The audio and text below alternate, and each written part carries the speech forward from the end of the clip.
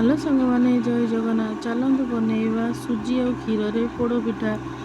जंतीबानी बहुत सहज उपाय बनैबा से मुझे सुजी क्षीर काटिक रखिद सब नड़िया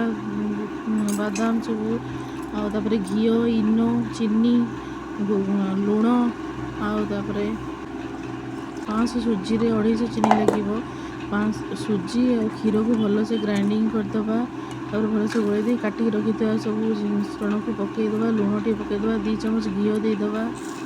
तापर चीनी सबको पकई भलसे गोलैदे गोल एपटे प्रेसर कुकर रे घी दे गरम करदे तापर एपटे इनो पकई भलसे गोल दे एपटे ताती जाइए बसईदे सीटी दबानी बसईदे 45 मिनट खंडे होगला पर छुरी साहाଯ୍य देखा आम पोड़ पिठा रेडी हो जाइए लगुनि कि राति करके सका रखिदेवे खाइबे देखिए बढ़िया से छाड़ीज थंडा है प्रेसर कुकर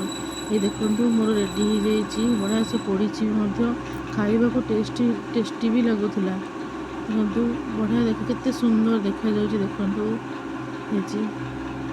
जदि मो भिडियोटी भल लगी लाइक शेयर सब्सक्राइब करने को भूलें। Thank you.